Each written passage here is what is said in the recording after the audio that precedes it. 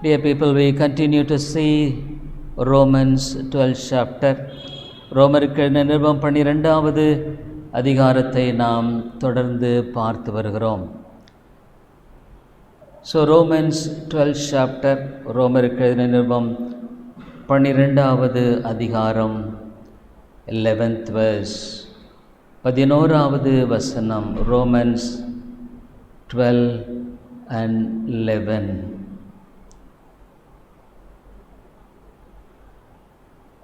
Not slothful in business, fervent in spirit, serving the Lord. அசதியாயிராமல் ஜாக்கிரதையாயிருங்கள், ஆவியிலே அனலாயிருங்கள், கர்த்தருக்கு ஊழியம் செய்யுங்கள். Serving the Lord. Dear people, these three parts of this verse 11 almost knitted together. இந்த 11வது வசனத்தினுடைய இந்த 3 பகுதிகளும் ஒன்றுக்கொன்று இணைந்தவைகளாக இருக்கிறது என்பதில் சந்தேகமில்லை. அசதியாயிராமல் ஜாக்கிரதையாயிருங்கள். Not slothful in business. We have 3 enemies in the world by which we are bombarded every time. இந்த உலகத்தில் 3 எதிராளிகளினால் நாம் ஒவ்வொரு முறையும் தாக்கப்படுகிறோம். Knowingly or unknowingly, these 3 things are trying to bring us down in our spiritual life. நாம் அறிந்தோ அறியாமலோ ஆவிக்குரிய வாழ்க்கையில் இந்த 3 காரியங்கள் நம்மளை பின்னாக இழுக்கும்படியாக எப்பொழுதும் ஆயத்தமாக இருக்கிறது. One thing, ஒரு காரியம், the world, உலகம். The world is such a big snare in our lives. உலகம் மிகப்பெரிய ஒரு பயங்கரமான கண்ணியாக இருக்கிறது. The devil tempted Jesus Christ himself by the world. உலகத்தை காமிச்சு இயேசு கிறிஸ்துவையே பிசாசு ஏமாத்த பார்த்தாங்க. Who am I and you are? அப்படி இருக்கும் பொழுது நீங்களும் நானும் ஏமாத்துறங்க. The devil tried to deceive the Lord Jesus Christ by showing the world and the things of the world. உலகத்தையும் உலகத்தின் காரியங்களையும் பிசாசு இயேசுவுக்கு காண்பித்து அங்கே பின்னிட்டு இழுக்க காண்பிக்கிறதை நாம் பார்க்கிறோம். Likewise, we also will be tempted, especially when we are weak spiritually, when we are not careful. Here it is said, not be slothful. ஜாக்கிரதையாயிரு, அசதியாயிருந்தராத. Suppose if a person is traveling in a train, ஒரு ட்ரெயினில் ஒரு மனுஷன் பிரயாணம் பண்ணிகிட்ருக்கார். He will be very careful as soon as he knows that the destination is coming very near. அந்த இறங்க வேண்டிய இடம் பக்கத்தில் வந்துருச்சுன்னு தெரிஞ்சப்போ அவர் விழிப்பாக இருப்பார். But still in spite of that, அப்படி இருந்தாலும் கூட சில சமயத்தில் கொஞ்சம் ஒரு சின்ன ஒரு அசதி, ஒரு சின்ன ஒரு தூக்கம், a small snap, a small sleep will make him to miss the destination, not to get down in the station where he has to get down. அவன் இறங்க வேண்டிய அந்த ஸ்டேஷனில் இறங்காமல் போகிறதுக்கு வாய்ப்பு இருக்குது. when he wakes up, அவன் அப்படி முழிச்சு பார்க்கும் பொழுது already the destination passed by. ஏற்கனவே அந்த ஸ்டேஷன் கடந்து போச்சு. probably the next station will be too far, ரொம்ப தூரம். Dear people, unless we are very diligent, we will miss it. ரொம்ப ஜாக்கிரதையாக இல்லைன்னா நம்ம தவறிடுவோம். Very recently, Joel, my son, went to Chennai. சமீபத்தில் ஜோயல் சென்னைக்கு போயிருந்தாங்க. He bought one thing and almost the other thing. Also around 2,000 rupees the cost of it. ஏறக்குறைய 2,000 ரூபாய் அது பொறுமான நிலையில் ஒரு இது வாங்கி he just kept on the loft, அங்கே மேலே வச்சுட்டா. அப்படி சேலம் வந்த உடனே he got down on Salem. After he got down from Salem, the train started moving. train move ஆரம்பிச்சிருச்சு. the thing missed. பொருள் அங்கே மாறி போச்சு. Dear people, unless this is more than this, we have to be very diligent. இதை விட நம்ம ரொம்ப ஜாக்கிரதையாக இல்லைன்னா உலகம் நம்மளை பிடிச்சு அப்படியே அமைக்கி விடும். The world will crush us down. He ran to me immediately, this I have missed it thing. நான் இந்த மாதிரி பொருளை நான் மிஸ் பண்ணிட்டேன் அப்படின்ட்டு எனக்கு ஃபோன் பண்ண. அப்படி அப்போ எனக்கு இந்த மாதிரி சூழ்நிலையை சந்திக்கிறதுக்கு நான் இது வரைக்கும் I didn't have experience. அது புரிய ஒரு அனுபவம் என்கிட்ட இல்லை. ஆனால் but still God gave me a wisdom that I searched in the Google as whether there is any possibility to get the thing back. அப்போது ஆண்டவர் ஒரு ஞானத்தை கொடுத்தாரு. ஏதாவது இந்த பொருளை இப்போ வாங்கிறதுக்கு ஏதாவது ஒரு வழி இருக்குமா அப்படின்ட்டு நான் கூகுளில் செக் பண்ணும்போது ஒரு நம்பர் உடனே அங்கே குறிக்கப்பட்டிருந்தது. One number. Immediately I told Joel, you ring up and tell that you missed the thing. நீ ஃபோன் பண்ணி உடனே இந்த பொருள் மிஸ் ஆயிடுச்சின்னு சொல்லு. Immediately he rang up and the station in the Salem station people received and told, this train will reach Erode next place. So this is the number of the railway police station number. You just ring them up and they will immediately get it. அப்போ ஸ்டேஷனில் சொன்னாங்க, இந்த மாதிரி ஈரோடு ஸ்டேஷனுக்கு நீங்கள் phone பண்ணி அங்கே police station சொல்லிட்டிங்கன்னா அவங்க உடனே அதை எடுத்துருவாங்க. So what they will do is, அவங்க என்ன செய்வாங்கன்னு சொன்னால், as he rang up to the Erode ஸ்டேஷனுக்கு ஃபோன் பண்ண உடனே இந்த பீப்புள் எந்த கம்பார்ட்மெண்ட்டு, எந்த சீட்டு, which compartment and the seat. Actually before the train comes they know where this compartment will come. The compartment எங்கே வரும்னு தெரியும் அவங்களுக்கு. As soon as the train stops, train நின்ன உடனே இந்த போலீஸ் என்ன பண்ணுவாங்க, உள்ள அந்த கம்பார்ட்மெண்ட்டில் நுழைஞ்ச நேரம் அந்த பொருளை எடுத்துருவாங்க. They will take the thing immediately.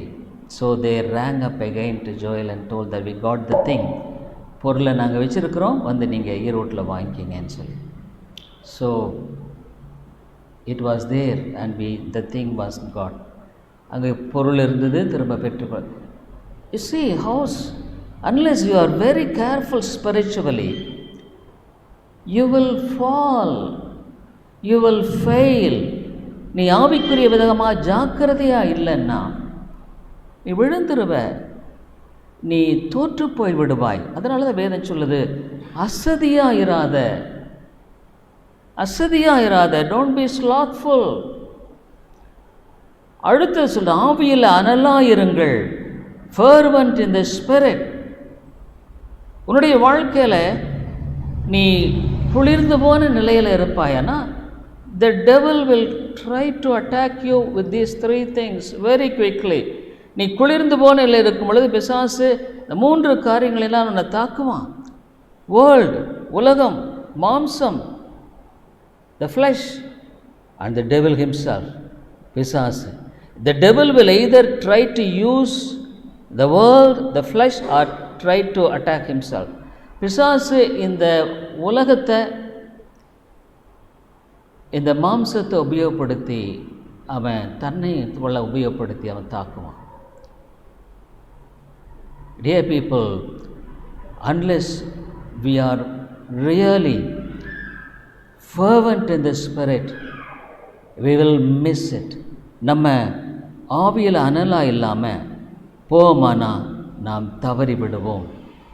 ஏன்னு கேட்டால் உலகம் என்ன பண்ணுதுன்னா, உலக கவலை எப்போ பார்த்தாலும் always worry of the world. ஐயோ நான் இதை செய்கிறது என்ன, அதை செய்கிறது என்ன, வாட் ஷல் ஐ டூ? அல்லது the deceitfulness of riches, இன்னும் எனக்கு பணம் வேணும், நான் இன்னும் பணக்காரன் ஆகணும், பொருளாசை. நான் நினைக்கிறது எப்படின்னா, லாசரை போல நீ பிச்சைக்காரனாக இருந்தால் கூட பரவாயில்ல, நீ மோட்சத்துக்கு போகிறது தான் முக்கியம். Even if you are like Lazarus, it's okay, you should go to heaven.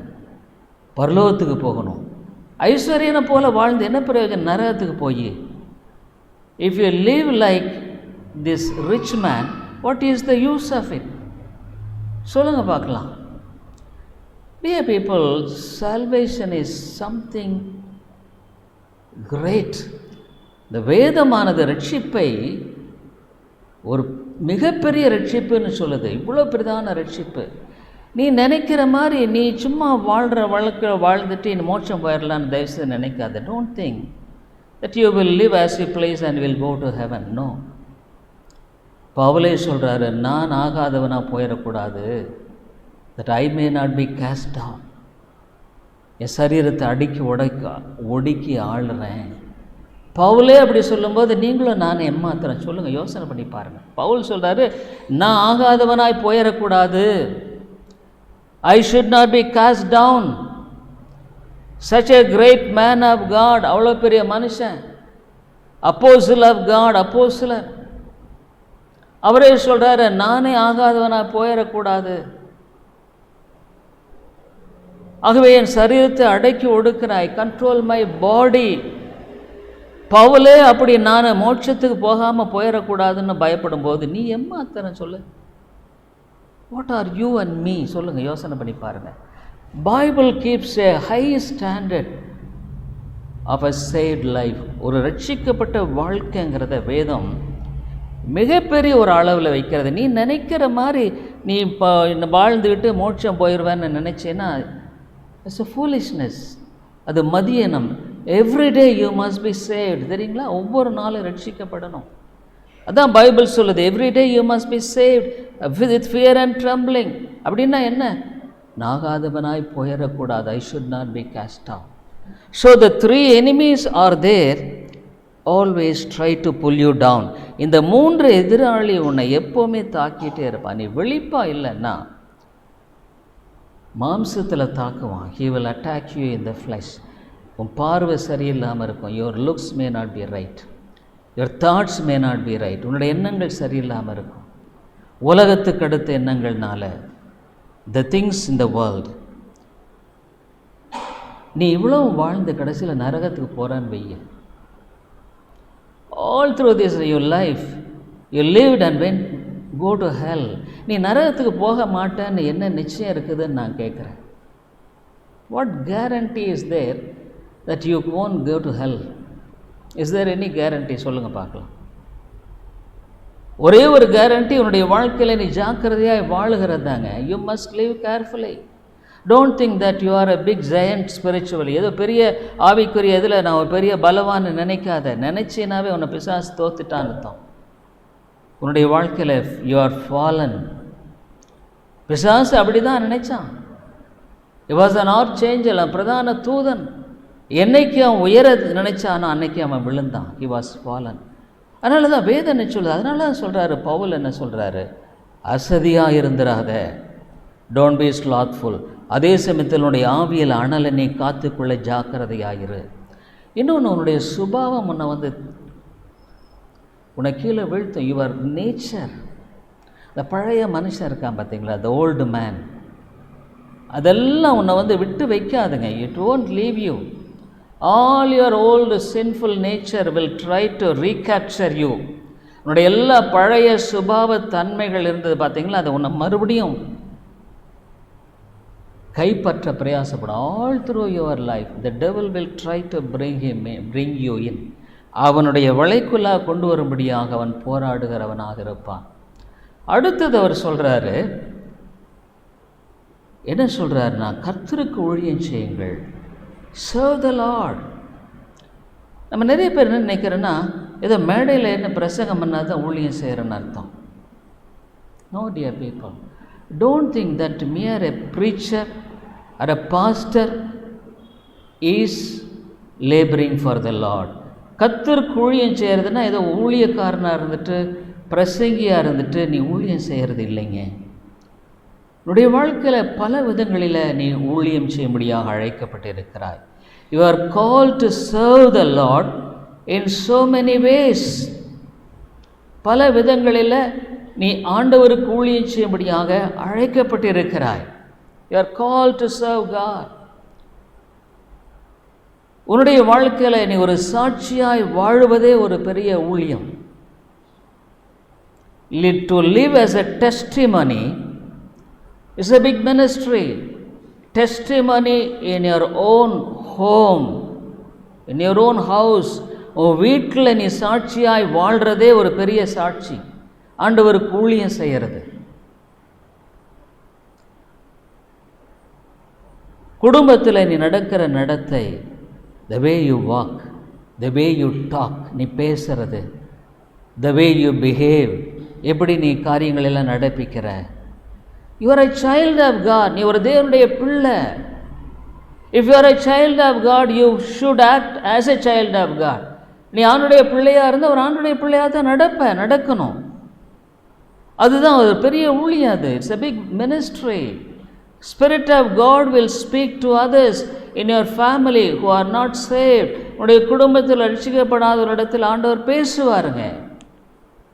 If you are not a testimony in your own home, சொந்த வீட்டில் நீ சாட்சியாக இல்லைன்னா, you can't be a testimony to others, dear people. நீ மற்ற இடங்களில் சாட்சியாக இருப்பேன்னு தயவு செய்து நினைக்காத. Many people think, I am doing ministry this way, that way, இந்த ஊழியம் செய்கிற அந்த ஊழியம். ஆனால் வீட்டில் உனக்கு சாட்சியே இல்லைன்னா, God will never honor your ministry when you do in other places. மற்ற இடங்களில் நீ செய்கிற ஊழியத்தை ஆண்டவர் கனப்படுத்த மாட்டார். He will never honor you. அவரை நம்ம ஏமாற்ற முடியும். He is a God. அவர் தேவனுங்க. ஆகவே உன்னுடைய வாழ்க்கையில் உன்னுடைய வீட்டில் நீ சாட்சியாக இருப்பது மிக முக்கியமான ஒரு காரியம். பிஃபோர் அதர்ஸ், மற்றவர்களுக்கு முன்பாக நீ ஒரு கிறிஸ்தவன சாட்சியாக வாழுவது முக்கியமான ஒரு காரியம். In Luke's Gospel 12th chapter, லூக்கா எழுதின சுவிசேஷம் 12வது அதிகாரத்தில் ஆண்டவர் என்ன சொன்னார்? Luke's Gospel 12th chapter 8-9. லூக்கா 12வது அதிகாரம் 8 முதல் 9. And I say unto you, whosoever shall confess me before men, him shall the Son of Man also confess before the angels of God. அன்றியும் நான் உங்களுக்கு சொல்லுகிறேன், மனுஷர் முன்பாக என்னை அறிக்கை பண்ணுகிறவன் எவனோ அவனை மனுஷகுமாரனும் தேவ தூதர் முன்பாக அறிக்கை பண்ணுவார். the way of your behavior. மற்ற மக்கள் மத்தியில் சிலர் பாருங்கள், கிறிஸ்தவர்னு சொல்லுவாங்க, சர்ச்சில் பார்த்தா கிறிஸ்தவர்கள், ஆனால் வெளியே outside world, no, they will forget that they are Christians. அவங்க சாட்சி ஒரு கிறிஸ்தவங்களே மறந்து விடுவாங்க. in our way of talking, பேசுறதுல, in way of expressing our emotions, நம்முடைய உணர்வுகளை வெளிப்படுத்துறதுல, இதெல்லாம் ஊழியங்க. these are all the ministry. don't think simply it's all not ministries. ஊழியம் இல்லைன்னு நினைக்காதீங்க. இங்கே யாருக்கு சொல்கிறார்? சபைக்கு எழுதுகிறார். not to the servants of God. அவருடைய பிள்ளைகளுக்கு செய்யலை. உன் குடும்பத்தில் நீ சாட்சியாக இல்லைன்னா நீ எங்கேயுமே சாட்சியாக இருக்க மாட்டோன்னு சொல்கிறீங்கள. if you are not a witness in your family, you will never be a witness anywhere else. உன்னுடைய வீழ்க்கைனா நீ சந்திக்கிற அதிகமான போராட்டங்கள் உன் வீட்டில் இருக்கும். you will have many temptations in the house, வீட்டு. ஆகவே உன்னுடைய வாழ்க்கையில் மற்றவர்களுக்கு முன்பாக சாட்சியாக இருப்பதும், உன்னுடைய சொந்த வீட்டில் சாட்சியாய் வாழுவதும் மிக அவசியம். தருணங்கள் கிடைக்கும்போது மற்ற இடத்துல ஆண்டவரை பற்றி பேசுகிறது மிக அவசியம். This is very important. Spirit of God will speak to others. இதெல்லாம் நம்முடைய ஊழியம் செய்யணும்னா these are all the ministries. Every day plenty of opportunities to do ministry. ஊழியம் செய்யும்படியாக பல நூற்றுக்கணக்கான சந்தர்ப்பங்களை கர்த்தர் நமக்கு கொடுக்கிறார். ஆண்டவர் மார்க் 16:15 என்ன சொல்லியிருக்கார்? Mark's gospel 16:15. Mark 16:15. And he said unto them, Go ye into all the world and preach the gospel to every creature. இது ஏதோ ஊழியக்காரருக்கு தான் கொடுக்கப்பட்டது நீங்கள் நினைக்கக்கூடாது. Don't think that this is given only to the servants of God. நீங்கள் சந்திக்கிறவங்க மத்தியில் you just by your way of behavior, உடைய நடத்தையின் மூலமாக ஆண்டவரை வெளிப்படுத்துறது ரொம்ப அவசியம். சர்வ சிருஷ்டிக்கும் சுவிசேஷத்தை பவுல் சொல்றார், நாம் சுவிசேஷத்தை பிரசங்கியாது இருந்தால் ஐயோ அது மேடையில் பிரசங்கம் பண்ணுறதில்ல. It is not standing on the pulpit and preaching. we should tell others. மற்றவங்களுக்கு சொல்லணும். we should speak about others. speak to others about Christ. ஆண்டவரை பற்றி நம்ம சொல்லணும். ஆண்டவர் அதான் சொல்கிறாரு, என்ன மற்றவர்களுக்கு முன்பாக அறிக்கை பண்ணவர்கள் எவ்வளோ அவர்களை நான் அறிக்கை பண்ணுவேன். சர்வ சிருஷ்டிக்கும் சுவிசேஷத்தை பிரசங்கியுங்கள். நான் ஒன்று சொல்கிறேங்க, நீங்கள் உங்கள் வாழ்க்கையே ஒரு பிரசங்கம் தாங்க. Your life should be we are not perfect. நான் பரிபூர்ணமானவன்னு சொல்லலை. ஆனால் உண்மையாலுமே உன்னுடைய வாழ்க்கையில் நீ இந்த சத்தியத்தை உண்மையான விசுவாசிக்கிற மனுஷனாக இருந்தா, if you are a person who trusts the word of God, your life should preach. உங்கள் வாழ்க்கை பேசணுங்க. Really, this is the way of living. இதுதான் உண்மையான வாழ்க்கை. நான் எத்தனையோ முறை சொல்லியிருக்கேன், என்னுடைய வாழ்க்கையில் எத்தனையோ சமயங்களில் ஆண்டவர் கொடுத்துருந்துருக்கார். நான் எத்தனையோ ஒரு தடத்தில் எனக்கு ஒரு செஸ்ட் பெயின் வந்துருச்சு சொல்லிட்டு இந்த ஆஞ்சியோகிராம் பண்ணும் பொழுது நிறைய பேர் அந்த இடத்துல பேஷண்ட்ஸ் இருக்காங்க, நிறைய படுக்கை வச்சு இது பண்ணுறாங்க. சொல்கிறேன், ஜஸ்ட் ஃபார் அன் எக்ஸாம்பிள், இந்த விநாயகா மிஷனில் at that day so many people came. ஆனால் எல்லாரும் பதஷ்டமாக தான் இருக்காங்க. Everybody was really afraid.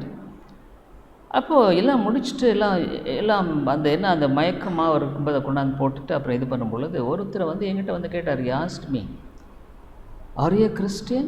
நீங்கள் ஒரு கிறிஸ்தவரா அப்படின்னு என்கிட்ட கேட்டார். உன்னுடைய பேர் அதில் ஒன்றும் தெரியாது, but why? The way that we speak. ஆமாம், it was opportunity to testify. சாட்சிடுறதுக்கு அது ஒரு தருணம். வாழ்க்கையில் நீ எப்போவுமே கிறிஸ்தவனாக தான் இருக்கணுங்க. You must always a Christian. சும்மா தென் இப்போ கொஞ்சம் கிறிஸ்தவன் அப்போ கொஞ்சம் கிறிஸ்தவன்லாம் கிடையாது. வேதம் அந்த மாதிரி ஒரு போதனையை கொடுக்கல. Bible never tells of such a Christianity. அது ஏமாத்துறது, உன்னை நீ ஏமாற்றிக்கிற. தயவுசெய்து அது ஆண்டவருடைய நாமத்துக்கு மகிமையாக இருக்காது. இவருடைய வாழ்க்கையில் நீ எரேமியாவை ஆண்டவர் அழைக்கும் பொழுது எரேமியா சொன்னார், ஜெரேமியா ஃபர்ஸ்ட் சாப்டர் அவர் என்ன சொல்கிறாரு? 7-9. But the Lord said unto me, Say not, I am a child, for thou shalt go to all that I shall send thee, and whatsoever I command thee thou shalt speak. ஆனாலும் கர்த்தர், நான் சிறு பிள்ளை என்று நீ சொல்லாத, நான் உன்னை அனுப்புகிற எல்லாரிடத்திலும் நீ போய் நான் உனக்கு கட்டளையிடுகிறதெல்லாம் நீ பேசுவாயாக. சிறு பிள்ளைன்னு சொல்லாத. Don't say that you R a child. Dear people, growing in the Lord needs spiritual exercise. ஆவிக்குரிய பயிற்சி தேவை. ஆண்டவரே, நான் என்னுடைய வாழ்க்கையில் மற்றவர்களுக்கு சாட்சி வரக்கூடிய தருணங்களை தாரும். Give me opportunities.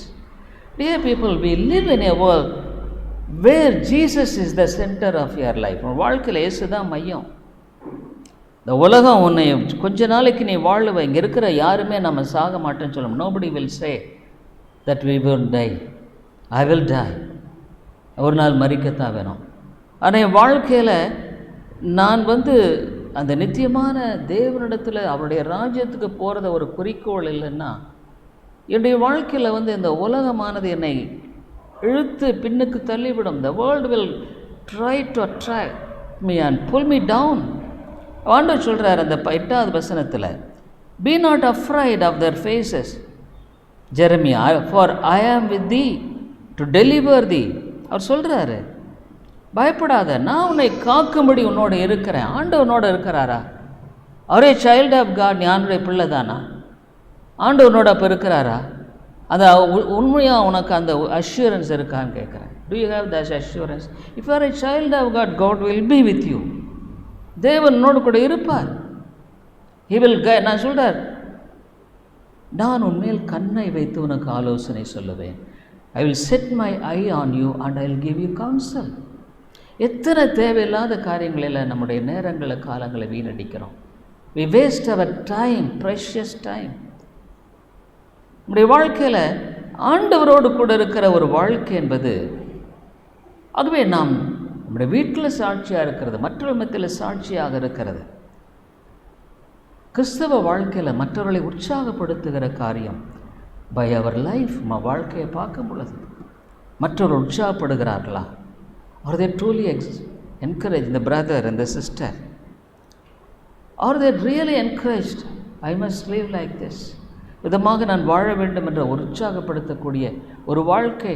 பாருங்கள், வாழ்க்கை பேசலைன்னா அது சாட்சியே இல்லைங்க. ஐ டோன்ட் அக்ரி வித் நீ. You may be a big preacher, ஒரு பெரிய பிரசங்கியாக இருக்கலாம், எதுவானாலும் இருக்கலாம்.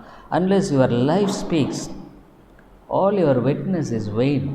உடைய சாட்சியெல்லாம் வீணு தாங்க. மற்றவர்களை ஒருவேளை உற்சாகப்படுத்துறது ஒரு ஊழியம் தானே.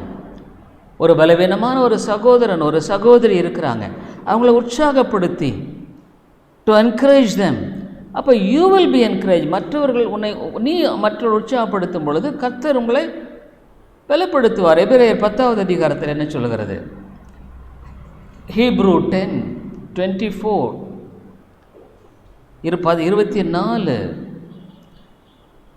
And let us consider one another, provoke unto love and to good works. ஒருத்தரை நம்ம யோசிப்போம். ஒரு சபை என்பது வருத்தமான ஒரு காரியம் என்னென்னா, இன்றைக்கி நிறைய மக்கள் மத்தியில் செல்ஃபிஷ்னஸ், சுயநலம், நான் என்னுடைய குடும்பம் என்னுடைய காரியம், ஐ அண்ட் மை ஃபேமிலி. ஆவிக்குரிய வாழ்க்கையில் அமிதமான மக்கள் வளர முடியாதுங்க. தே கான் க்ரோ. வேதம் என்ன சொல்லுது? Let us consider one another. ஒருத்தர் யோசிப்போம். இந்த சகோதரன் அந்த சகோதரியை பற்றி. சப்போஸ் somebody comes newly, ஒரு புதுசாக வராங்க, let us have a burden. இந்த பாரத்தோடு நம்ம ஜெபிப்போம். யாரோ வந்தாங்க போனோம் இல்லைங்க, that is not a church. அது சபையும் அல்ல. ஒருவேளை எத்தனை வருஷம் சபைக்கு வரவங்களா இருந்தாலும் அவர் சபைகளோடு அவர்கள் ஒட்டி வாழ தெரியாதவங்க. they don't know how to attach themselves to the church. ஒட்டி வாழ தெரியாதவர்கள், விதமான மக்களை நம்ம இங்கேயும் பார்க்குறோம். we see here in the church here.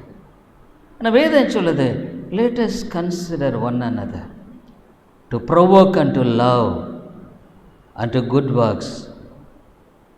அன்புக்கும் நற்கிரைகளுக்கும் நாம் ஏவப்படும்படி ஒருவரை ஒருவர் கவனித்து. பார்த்தீங்களா, இது ஒரு ஊழியங்க.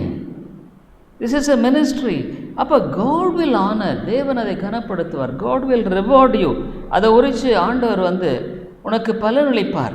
உன்னுடைய வாழ்க்கையில் தேவனை திருப்திப்படுத்த வேண்டும் என்ற ஒரு உண்மையான ஒரு வாஞ்சை இருக்குமானால் மாத்திரமே விதமான வாழ்க்கை வாழ முடியும். only when I want to please God we will have such type of nature. அப்படி இல்லாதவங்க, அவங்க ரட்சிக்கப்பட்டவங்க எப்படிங்க சொல்ல முடியுங்க? இல்லை எனக்கு நான் எப்படியும் மோட்சம் போயிடுவேன். இட்ஸ் ஆல் ஹம்பக்குங்க. அது ஏமாத்து வேலை. நீ உண்மையாக ரட்சிக்கப்பட்டிருப்பாய், ஆனால் உன் வாழ்க்கையில் அவிதமான காரியங்களை நீ வெளிப்படுத்தக்கூடிய ஒரு கட்டளையை தேவன் கூட. God has given a commandment and you should grow in the spiritual life. ஆவிக்குரிய வாழ்க்கையில் வளரணும். நான் எப்படியும் போயிடுவேன்றதெல்லாம் இது ஏமாத்து வேலைங்க. Never I tell you dear friend, Bible is very clear. வேதம் என்ன சொல்லுது? ஆகவே நம்முடைய வாழ்க்கையில் ரொம்ப முக்கியமான ஒரு காரியம் 1 தெசலோனிக்கர் 5வது அதிகாரத்தில் என்ன சொல்லுகிறது? 1 Thessalonians 5:11. பாருங்க, ஏன் நம்ம குளிர்ந்து போகிறோம்? why we are cool down? because we are not active in the spiritual things. ஆவிக்குரிய காரியங்களில் நம்ம விழிப்பாக செயல்படுறதில்ல. we are slothful, அசதியாக சோம்பேறிகளாக இருக்கிறோம். not fervent in spirit, ஆவியில் அனலாக இருப்பதில்லை. ஆகவே இந்த மாதிரியான காரியங்கள் எடுத்த உடனே வராது. it won't come automatically. 1 Thessalonians 5:11, 1 தெசலோனிக்கர் 5:11 என்ன சொல்லப்படுகிறது? ஆகையால் நீங்கள் செய்து வருகிறபடியே ஒருவரை ஒருவர் தேற்றி ஒருவருக்கொருவர் பக்தி விருத்தி உண்டாகும்படி செய்யுங்கள். wherefore ever comfort yourselves together and edify one another, even as also ye do. When a child of God really is saved, ஒரு தேவனுடைய பிள்ளை ரட்சிக்கப்படும் பொழுது, ஐ ஷுட், என்னுடைய தகப்பனை நான் பிரியப்படுத்தினா, I should please my father, I should please him. தகப்பனுக்கு நான் பிரியமாக இருக்கணும். அந்த எண்ணம் ஒருத்தருக்கு இருக்குங்க. அவரை நான் ஏமாற்றி எப்படியும் போயிடலான்னு ஏமாத்துறது ஒன்று, அது ஏமாத்து வேலை. That's bluff. நான் எப்படியும் இல்லைங்க. உன்னுடைய நீ உண்மையாலுமே அந்த ஆண்டவருடைய அன்பை நீ ருசி பார்த்தது உண்டானால், யூ வில் லவ் ஹிம், அவரை நீ நேசிக்க வேண்டும். விதமான காரியங்களை நீ வளர்த்துக்கொள்ள. இதெல்லாம் எனக்கு வரலன்னா நீ உனக்குள்ளே ஒன்றுமே ஸ்டஃப் இல்லைன்னு அர்த்தம். இதெல்லாம் எனக்குள்ளே வரல, இதெல்லாம் வரல, எனக்கு வராதுன்னு சொன்னால் நீ you are still a carnal. நீ இன்னும் மாம்சத்தில் தான் வாழ்கிற. ஆவியில் நீ உயிர்ப்பிக்கப்படலை. You are not revived. அவ வேதம் என்ன சொல்லுது? உன்னுடைய வாழ்க்கையில், அதாவது நீ சபை என்பது உன்னுடைய அடுத்த வீடாக இருக்கும். The church will be your next house. பாருங்கள், நானெல்லாம் அப்படித்தான், I just lived in that, அப்படித்தான் வாழ்ந்தேன். யோவான் 1:44 எப்படி இருக்கு பார்க்குறோம். யோவான் 1:44, Now Philip was Bethsaida, the city of Andrew and Peter. Philip என்பவன் அந்திரேயா பேதர் என்பவருடைய ஊராகிய பெத்சாயிதா பட்டணத்தான்.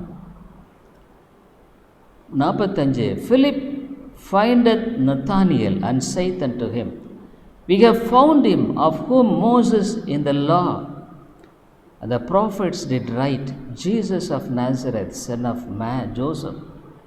பிலிப்பு நாத்தான் வேலை கண்டு, நியாயப்பிரமாணத்திலே மோசேயும் தீர்க்கதரிசியும் எழுதியிருக்கிறவரை கண்டோம். நாங்கள் கண்டங்க. We have seen. Jesus met us. Jesus met me. என்னை சந்தித்திருக்கிறார். நான் இன்றைக்கும் என்னுடைய கிளினிக்கில் கூட இருந்தால் கூட ஐ டெஸ்டிஃபை, சாட்சி சொல்கிறேன். போன வாரம் கூட ஒரு தாயும் ஒரு மகனும் வந்திருந்தாங்க. தேவர் ஷேரிங்க. நான் உங்கள்கிட்ட ரொம்ப நேரம் பேசிட்டு அந்த தம்பிகிட்ட சொன்னேன், இஸ் மேரிட் அவ சைல்டு, பட் சொன்னேன் இந்த பகுதியில் தான் வாழ்ந்துட்டுருக்காங்க, இந்த மாதிரி சர்ச்சுக்கு வாங்க, நான் சண்டே ஆரம்பித்த பின்னால் நான் சொல்கிறேன், I got the number, I will invite them. ஏன்? It's our business. நம்முடைய பணியே அதுதான். நான் எங்கே இருந்தாலும் சரி, நானுடைய பிள்ளை, ஊழியக்காரங்கிறது அடுத்தது தான். I am a child of God. I should exhibit myself as a child of God. இங்கே பிலிப்பு நாத்தான் வேலை பார்த்து சொல்கிறார், இந்த மாதிரி பார்த்தான்ப்பா. அப்போ என்ன பண்ணுறான்? நாத்தான் வேல் வருகிறான். You see, 46, and Nathanael said unto him, Can there any good thing come out of Nazareth? Philip saith unto him, Come and see. அதற்கு நாத்தான்வேல், நாசரேத்திலிருந்து யாதொரு நன்மை உண்டாகக்கூடுமா என்றான். அதற்கு பிலிப்பு, வந்து பார் என்றான். கம் அண்ட் சீ. அதுக்கு ஸ்ட்ரெயின் எடுத்து தான் அவன் ஹி ஹேஸ் கான் தேர், அங்கே போய் அழைத்து வந்து பாருப்பா, நீ வந்து பாரு, நான் சொல்கிறத விட நீ வந்து பாரு, you come and see. Dear people, how many really you have won for Christ? கிறிஸ்துவுக்காக எத்தனை பேரை நீங்கள் ஆதாயப்படுத்தி இருக்கீங்க? யோசனை பண்ணி பாருங்கள். சப்போஸ் உங்கள் தொழில் நீங்கள் இப்படி வாழ்ந்தீங்கன்னா நீங்கள் சாப்பிடக்கூட முடியாது.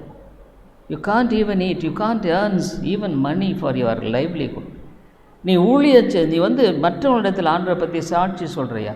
இதை உன்னை சாட்சி சொல்லுன்னு போய் உன்னை புஷ் பண்ணணும்னு அவசியம் இல்லை. எங்கே போனாலும் உன்னுடைய வாழ்க்கையே அதுவாக தான் இருக்குது. Your life will be.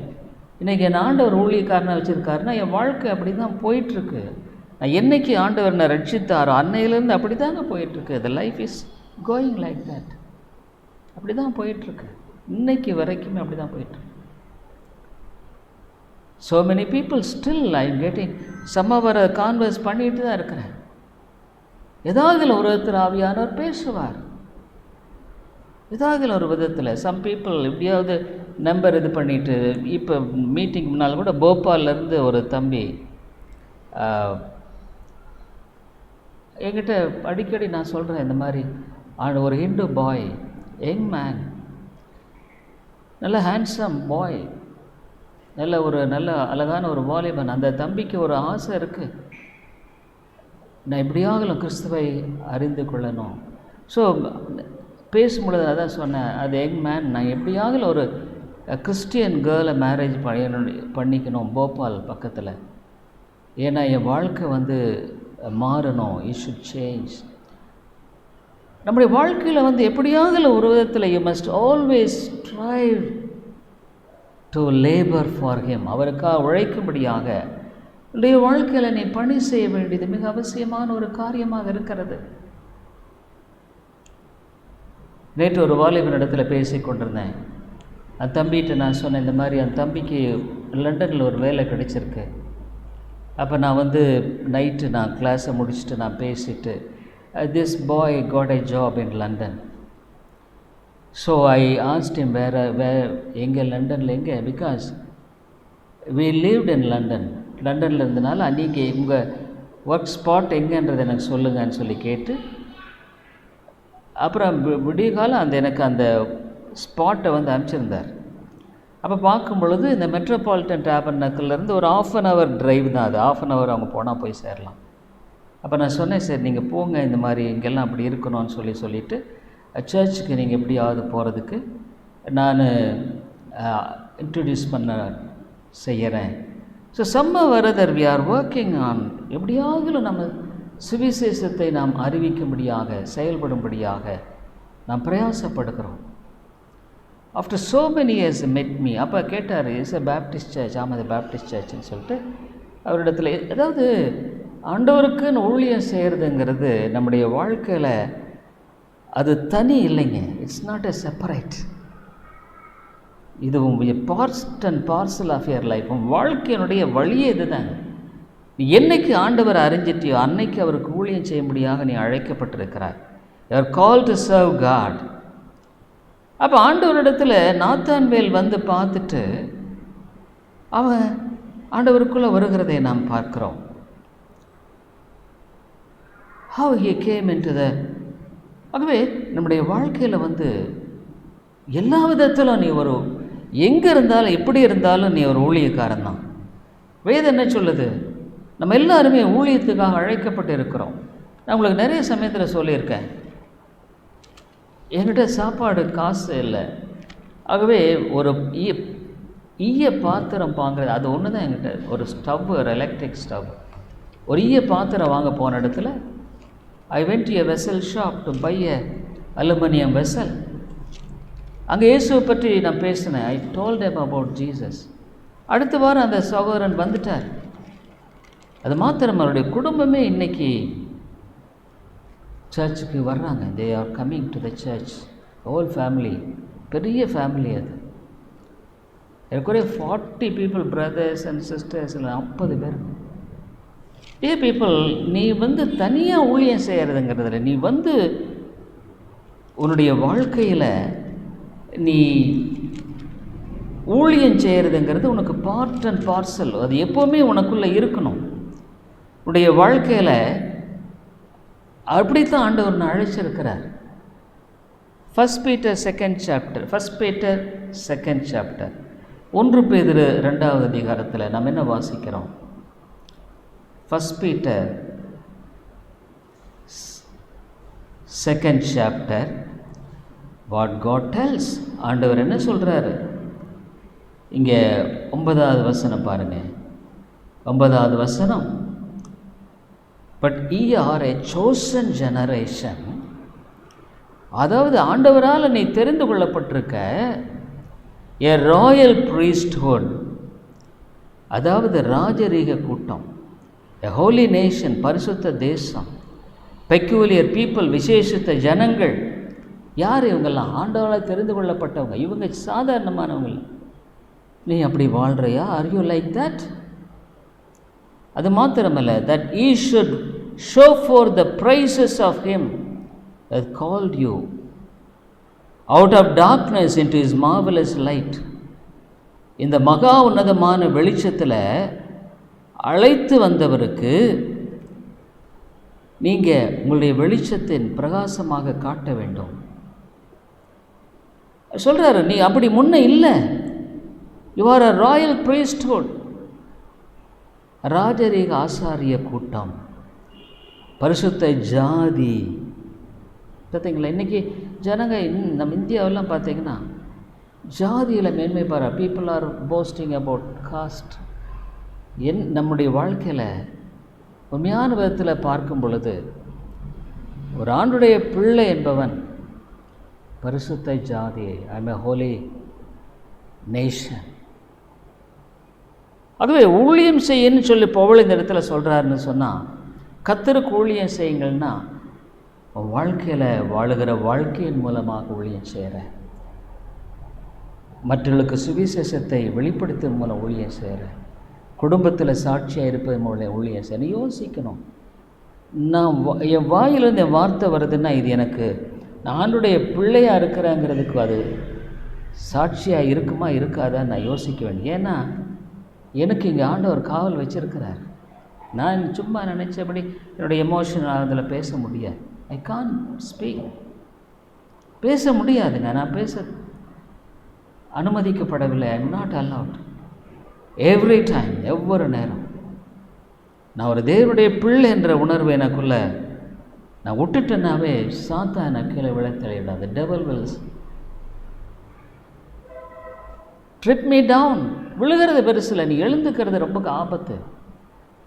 குழி தோண்டி புதைச்சிருவாங்க. He will dug a pit and put you in. அவ்வளோதான். சாதாரணமாக நினைக்காதீங்க. அவை பவுல் சொல்கிறார், ஆவியில் அசதியாயிராம சோம்பலாக ராத்திராத. ஷவம் பண்ணுறதில்ல, ஷவம் பண்ணுறது. இன்றைக்கி வரைக்கும் என்னுடைய வாழ்க்கையில் எப்போவுமே நான் ஜெபிக்கிற ஒரு சிந்தை வாழும்படியாக நான் போராடுகிறேன். அழிந்து போகிற ஆத்துமாக்களுக்காக, எத்தனையோ தேசங்களுக்காக. என்னுடைய ஆத்துமாவை நான் அனலுள்ளவனாய் காத்துக்கொள்வதற்கு நான் ஜாக்கிரதையாக இருக்கிறேன். I keep my self warm. ஆவிக்குரிய வாழ்க்கைங்கிறது அற்ப சொற்பமானது இல்லைங்க. Bible never talks about. நீ நினைக்கிற மாதிரி இல்லை. நீ அப்படி நினைப்பேன்னா நீ அவருடைய பிள்ளை இல்லை. நான் உண்மையாக சொல்கிறேன், வருத்தத்தோடு சொல்கிறேன். அவருடைய பிள்ளையாக இருந்தால் உனக்குள்ள பரிசுத்த ஆவியானவர் இருப்பார். Spirit of God will be there. உனக்குள்ளே கொஞ்ச நேரம் பரிசுத்த ஆவி இருந்துட்டு கொஞ்ச நேரம் வெளியே போயிடுவார். Will he abide some time and he will go back? No dear people. Spirit of God will be inside. உன்னுடைய வாழ்க்கையில் அவரை துக்கப்படுத்தாமல், நீ அவரை துக்கப்படுத்தினா, வேதனைப்படுத்தினா, உன்னுடைய வாழ்க்கையில் நீ எப்படி கிறிஸ்தவ பிள்ளையாக இருந்து நீ உன்னுடைய தகப்பனை துக்கப்படுத்தி வாழ முடியும்? அவை நாம் சர்ச்சுக்கு வந்தால் மட்டும் அல்லது இப்போ மட்டும் அந்த நேரத்தில் மட்டும்தான் கிறிஸ்தவனுங்கிறது கிடையவே கிடையாது. You must always conscious of God's grace. அவனுடைய கிருபை. அப்படி இருந்தால் தான் நம்முடைய வாழ்க்கையில் அவனுடைய பிள்ளைங்க. வேதத்தை நான் நம்புகிறேங்க. இந்த வேதத்தை நான் நம்புகிறேன். உலகத்தில் ஒவ்வொரு மனுஷனும் ஒரு நித்திய முடிவை நோக்கி ஓடிட்டுருக்கிறாங்க. Every person is going for internal end. நிச்சயமாக உலகத்தில் பிறத்திருக்கிற நம்ம எல்லாருமே ஒரு நித்திய முடிவு இருக்கத்தான் செய்யும். நீ விசுவாசிக்கிற விசுவாசம் இல்லை, நீ ஒன்றா நீ நரகத்துக்கு போவ அல்லது மோட்சத்துக்கு போவ. மோட்சத்துக்கு போவேன்னா வேதம் இவ்வளவு அந்த அளவுகளெல்லாம் சொல்லியிருக்குது. நான் ரட்சிப்பின் காரியத்தை இந்த வேதம் இவ்வளவு சொல்லி இருக்குது. ஒரு நினை பின்பற்ற விரும்பினா இப்படி வாழணுன்ற வேதம் தெளிவாக சொல்லிருக்காரு. பரிசுத்த ஆவி உனக்குள்ளே இருந்தார்னா அந்த ஆவியானை குறித்து வைராக்கிய வாஞ்சியாக இருக்காருன்னு பைபிள் சொல்லுது. ஸ்பிரிட் ஆஃப் காட் உனக்குள்ளே இருக்கிற ஆவியானவர் வைராக்கிய வாஞ்சியாக இருக்கிறார். உனக்கு அந்த வைராக்கியம் இருக்குதா? ஆண்டோடைய பிள்ளை நான் அங்கே வைராக்கியம் இருக்கான்னு கேட்குறேன். அந்த வைராக்கியத்தோடு நீ வாழுகிறையா? அந்த வைராக்கியம் இல்லைன்னா பரிசுத்த ஆவி எனக்குள்ளே இருக்காருன்னு என்னங்க சொல்கிறீங்க? எதை வச்சு நீங்கள் சொல்கிறீங்க நான் கேட்குறேன். எதை வச்சு நீங்கள் எனக்குள்ளே அந்த வைராக்கிய வாஞ்சியோடு நான் வாழ்கிறேன்றது சொல்கிறீங்க? நீங்கள் சொல்லுங்கள் பார்க்கலாம். நான் வேறு ஒன்றும் கேட்கல, வேதத்தை நான் சொல்லி தான் சொல்கிறேன். பரிசுத்த ஆவியான உனக்குள்ளே இருக்காருன்னு அவர் வைராக்கிய வாஞ்சியாக இருக்காருன்னு பைபிள் சொல்லுது. அப்போ எனக்குள்ளே வைராக்கிய வாஞ்சியாக இருப்பார்னா அதை என்னுடைய வாழ்க்கையின் மூலமாக நான் வெளிப்படுத்தலைன்னா ஆனால் வேதம் பொய்யலைன்னா பொய். ஏதாவது ஒன்று தாங்க பொய், ரெண்டுமே பொய்யாக இருக்க முடியாது. நம்முடைய வாழ்க்கையை ரொம்ப ஜாக்கிரதையாக எழும்ப வேண்டியது அவசியம். நீ ஒவ்வொரு சத்தியத்தை கேட்கும் பொழுது ஐயோ ஆண்டவரே என்னுடைய வாழ்க்கையை உயிர்ப்பியும், என்னை உயிர்ப்பியும் ஆண்டவரே அப்படிங்கிற ஒரு அதாவதுங்க விதைக்கும் போது நல்ல நிலத்தில் விதைக்கும் போது தான் அது பலன் இருக்கும். இருதயம் ஆயத்தமாக இருந்தால் தான் 30, 60, 100 பலன் கொடுக்கும். இல்லைன்னா ஆயத்தமாக இல்லைன்னா அது சும்மா விழுந்தது தான். ஆகவே நம்முடைய வாழ்க்கையில் நம்ம யோசித்து பார்க்கணும். ஆண்டவரே நான் அனலாக இருக்கிறேன்னா, என்னுடைய வாழ்க்கையில் நான் என்னுடைய ஜெப வாழ்க்கையில் அனலாக இருக்கிறேன்னா, அவனுடைய வார்த்தையை பற்றி கொள்ளுகிறதில்ல என்னால் முடியலைன்னா உம்முடைய சமூகத்தில் என்னை தாழ்த்தி வருகிறேன்னா, இதுதாங்க கிறிஸ்தவ வாழ்க்கை. வேதம் சொல்கிற கிறிஸ்தவ வாழ்க்கை அவ்வளோதான். வேறு எனக்கு தெரியாது, வேறு எனக்கு தெரியாதுங்க, எனக்கு தெரியாது. நீங்கள் ஒரு வேளை அப்படி ஏதோ நான் பரவாயில்ல நான் நல்ல கிறிஸ்தவள் அப்படின்னு நினச்சிட்டு இருந்தால் எனக்கு தெரியாது. வேதம் சொல்கிறது இப்படி தான் இருக்குன்றது தான் சொல்ல முடியும். நான் அதைத்தான் நான் நம்புகிறேன். ஆகவே உன்னை நீ ஆராய்ந்து பார். ஏன்னா உனக்கு நித்திய முடிவுங்கிறது ஒன்று உண்டு. எங்கே போகிறங்கிறது இங்கே தான் அவனுடைய வாழ்க்கையில் வெளிப்படும். ஆகுனா நான் மோட்சத்துக்கு போய் குதிச்சிட மாட்டேன், நெவர். வாழ்க்கையில் இங்கே வெளிப்படாத வெளிப்பாடு அங்கே போய் சேராது. ஆகவே நம்ம வாழ்க்கையில் தான் பவுல் சொல்றார், அசதியாயிராத, பிசாசு உன்னை கீழே வீழ்த்த ஆயத்தமாக இருக்கிறான். அசதியாயிராமல் ஜாக்கிரதையாயிருங்கள், ஆவியில் அனலாயிருங்கள். இந்த அனலை காத்து கொள்றதுங்கிறது போராட்டம் இருக்குதுங்க, உண்மைதான். பல சோதனைகள் இருக்குது.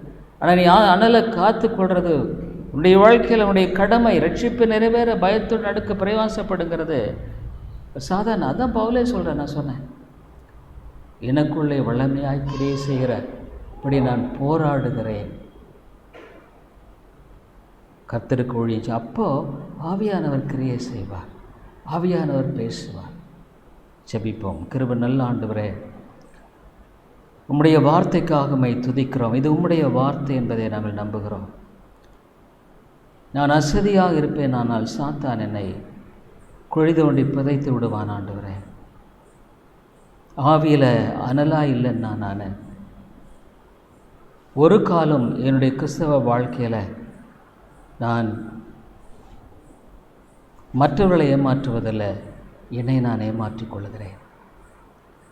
ஆண்டவரே, நித்தியமான அந்த காரியத்துக்காக நாங்கள் இலக்கை நோக்கி தொடரும்படியாக அழைக்கப்பட்டிருக்கிறோம். பந்தய பொருளை நோக்கி ஓடுகிறோம். இன்றைக்கு நான் தூங்கிவிட்டு நாளைக்கு நான் திடீர்னு மோட்ச ராஜ்யத்துக்கு போயிடுவேன்னு சொன்னால், ஆண்டவரே, அது நிச்சயமாக வேறு யாரும் இல்லை, எங்களை நாங்கள் ஏமாற்றிக்கொள்கிறோம். இந்த இடத்துல வருகிற ஒருவரும், இந்த செய்திகளை கேட்கிற ஒருவரும், ஆண்டவரே, உம்மிடத்தில் வரும் பொழுது உன்னை நான் அறிய நீ சொல்வீரானால் உன்னை எனக்கு தெரியாது. ஆண்டவரே, அந்த பெரிய ஊழியம் செய்த மக்கள், ஒருவேளை அநேகர் திரள்கூட்டமான மக்கள் அவர்களை பின்பற்றிருப்பார்கள். விசுவாசிகளை துரத்தினோம், அற்புதங்களை செய்தோம், தீர்க்கதரிசனம் உரைத்தோம். ஆண்டவரே, அவர்கள் சொன்ன பொழுது உங்களை எனக்கு தெரியாதுன்னு சொல்லிட்டீர். ஆண்டவரே, ஒருவேளை எங்களை பார்த்து நீர் எங்களை இந்த நாளில் எவ்விதமாக சாட்சி சொல்வீர்? என்னை குறித்து என்ன சாட்சி சொல்வீர்?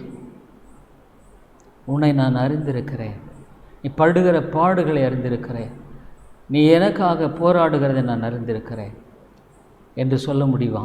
அல்லது நீ என்னை குறித்து ஜாக்கிரதையாக இல்லை, என்னை குறித்த தெய்வ பயத்தில் நீ வாழலை, உன்னுடைய வாழ்க்கையில் உலகம்தான் உனக்கு முக்கியம், மாம்சம்தான் முக்கியம், நான் முக்கியம் இல்லை என்று நீ சொல்வீரானால், ஆண்டவரே நாங்கள் என்ன சொல்லக்கூடும்? என்ன சொல்லக்கூடும் ஆண்டவரே? ஆவியானவரே நீர் பேசும் ஆண்டவரே. நீர் பேசவில்லை என்றால் நாங்கள் மரித்து போய்விடுவோம். நீங்களை உயிர்ப்பிக்கவில்லை என்றால் நாங்கள் ஆண்டவரை மரித்து விடுவோம். எங்களுக்கு இறங்கும் ஆண்டவரே, எங்களுடைய பாவங்களை மன்னியும் ஆண்டவரே. எங்களுடைய பாவங்கள் மிக பெரிது ஆண்டவரே, மிக பெரியவைகள். நீர் எங்களை மன்னித்து எங்களை இன்னொரு விசை நீர் இழுத்துக்கொள்ளும் ஆண்டவரே. எங்களை மன்னித்து நீர் இன்னொரு விசை உம்முடைய கிருபைக்குள்ளாக எங்களை இழுத்துக்கொள்ளும் ஆண்டவரே. எங்கள் எவ்வளவு காலம் உமக்கு துக்கத்தை கொடுக்கிறவர்களாக, எவ்வளவு காலம் உம்மை வேதனைப்படுத்துவர்களாக, எவ்வளவு காலம் உமக்கு பிரியமில்லாதவர்களாக நாங்கள் வாழ்ந்து கொண்டு காணப்படுவோம். எங்களை நாங்கள் ஏமாற்றி கொண்டு வாழுவோம். ஆண்டவரே, ஒரு நாள் எங்களுக்கு மரணம் உண்டு. அப்பொழுது உம்முடைய சமூகத்தில் வரும் பொழுது நீர் என்ன சொல்லி எங்களை நல்லது, உத்தமம், உண்மையுள்ளவனே என்று சொல்லி கூப்பிடுவீரா? அல்லது உன்னை எனக்கு தெரியாதுன்னு சொல்லுவீரா? ஆமாம் ஆண்டவரே, அநேகர் ஒருவேளை தங்களை ஆண்டவர் அதிகமாக மெச்சிக்கொள்ளுவார் என்று நினை போய் அவருடைய சமூகத்தில் இருக்கும் பொழுது உங்களை நான் அறிய என்று சொல்லுவீர் ஆண்டவரே. உங்களை இந்த மக்கள் கூட அந்த மத்திய 7ஆம் அதிகாரத்தில் ஆண்டவர் ஒருவேளை அவர்களை அதிகமாக மெச்சிக்கொள்வார் என்று போயிருந்திருப்பார்கள். ஆனால் அக்கிரம செய்கைக்காரரை என்னை விட்டு அகன்று போங்கள் என்று சொல்வீரானால், ஐயோ அந்த உலகத்தில் நாங்கள் இழந்து போனோம், எது இழந்துட்டாலும் பரவாயில்ல ஆண்டவரே. ஒரு லாசரை போல நாங்கள் பிச்சைக்காரர்களாக தரித்திரலாக இந்த உலகத்தில் வாழ்ந்துட்டால் கூட பரவாயில்ல. இந்த லாசர் மோட்ச ராஜ்யத்துக்கு போய் சேர்ந்தான். அந்த ஐஸ்வர்யனை போல வாழ்ந்து என்ன பிரயோஜனம்? கடைசியில் இன்றைக்கும் அவன் அக்கனியில் வேதனைப்படுகிறவனாகவே காணப்படுகிறான். நம்முடைய வேதம் பொய் அல்ல ஆண்டவரே. இந்த வேதம் பொய் என்று சொல்லுமானால் நாங்கள் இந்த கிறிஸ்தவ வாழ்க்கையை விட்டு பேசாமல் நாங்கள் வேறு வழிக்கு போயிடலாம். என்ன பிரயோஜனம்? நாங்கள் இந்த வேதத்தை நம்புகிறோன்று சொல்லிக்கொண்டு நாங்கள் ஒரு வேஷதாரிகளாக வாழ விரும்பல ஆண்டவரே. போதும் தாப்பனே, எங்கள் வாழ்க்கையில் விதமான ஒரு வாழ்க்கைக்கு முற்றுப்புள்ளி வையும் ஆண்டவரே. முற்றுப்புள்ளி வைத்தரலாம். அனலுள்ள வாழ்க்கையை தாரும். ஜெபிக்கிற வாழ்க்கையை, பிசாசு எங்களை ஜெபிக்க விடமாட்டான். இந்த வேதத்தை பற்றி கொண்டு தேவனிடத்தில் வருவதற்கு விடமாட்டான். ஆனால் ஆண்டவரே, நாங்கள் போராட வேண்டியது அவசியம். நாங்கள் நாள் முழுதும் உடைய வேதத்தை சிந்திப்பது அவசியமாக இருக்கிறது. ஏன்னா எங்களுடைய சொந்த ஆத்மாவை நாங்கள் காத்துக்கொள்வது அவசியம். ஆவியானவரே, நீர் ஒருவரே பேச முடியும் ஆண்டவரே. என்னதான் சத்தியத்தை போதித்தாலும் ஒரு ஆத்மாவில் இருதயத்தில் பேசவில்லை என்றால் அந்த ஆத்மா ஒருவேளை ஆண்டவரே பிசாசானவன் அந்த விதையை கொத்தி கொண்டு போய்விடுவான். அல்லது ஆண்டவரே அவருடைய வாழ்க்கையில் கொஞ்சம் உபத்திரவம் போராட்டம் வந்த உடனே வேர் உள்ளே போகலை, அவர்கள் ஆண்டவரே விலகி போய்விடுவார்கள். அல்லது உலக கவலை, மைசூரியத்தின் மயக்கம் முள் போட்டு அவர்களை நெருக்கி பலன் இல்லாமல் போய்விடுகிறார். அவர்கள் அவருடைய ராஜ்யத்துக்குள்ளே வரமாட்டார்கள். No reward. நல்ல நிலமாக எங்களுடைய இருதயத்தை காத்துக்கொள்வது எங்களுடைய உத்தரவாதம் ஆண்டவரே. இந்த இருதயத்தை எல்லா கவலோடும் காத்துக்கொள், அது நின்று ஜீவ ஊற்று புறப்படும் என்று சொல்லியிருக்கிறீர். ஆகவே எங்களுடைய பொறுப்பு இந்த இருதயத்தை நாங்கள் காத்துக்கொள்வது. இதில் நாங்கள் எல்லா விதமான பாவங்களையும், பாவ சிந்தனைகளையும், பாவ அழுக்குகளையும் நாங்கள் ஆண்டவரே வைத்துக்கொண்டு உம்மை நோக்கி நாங்கள் ஆண்டவரே கர்த்தாவே கர்த்தாவே என்று சொல்லுவோமானால் நாங்கள் பரலோக ராஜ்யத்துக்கு வர முடியாது. எங்களுக்கு உதவி செய்யும் ஆண்டவரே. இயேசுவின் நாமத்தில் ஜெபிக்கிறோம் நல்ல பிதாவே, ஆமென். I hope the Lord is blessing you through this preaching of God's word, and we are glad to inform you that you could contact me over my mobile phone and WhatsApp number 9842767184 and my email ID davidilongo100@gmail.com davidelango 100 davidpodcast@gmail.com. Thank you very much. கிறிஸ்துவுக்குள் அன்பானவர்களே, நீங்கள் தொடர்ந்து இந்த தேவ செய்திகள் மூலமாக ஆசீர்வதிக்கப்பட்டு வருகிறீர்கள் என்று நாங்கள் நம்புகிறோம். எங்களுடைய ஞாயிறு ஆராதனை காலை 10:30 மணிக்கு இந்திய நேரப்படி, மாலை 6:30, ஒவ்வொரு புதன்கிழமை மாலை 6:30 மணிக்கு வேத ஆராய்ச்சி கூட்டம் உண்டு.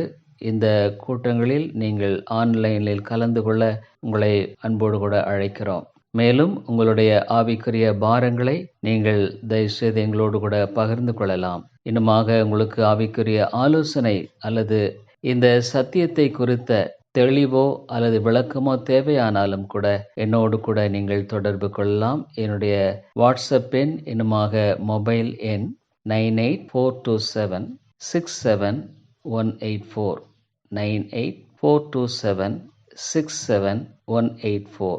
இன்னுமாக நீங்கள் இமெயிலில் தொடர்பு கொள்ள வேண்டுமானால் என்னுடைய இமெயில் ஐடி davidilongo100@gmail.com davidElango100@gmail.com. நன்றி.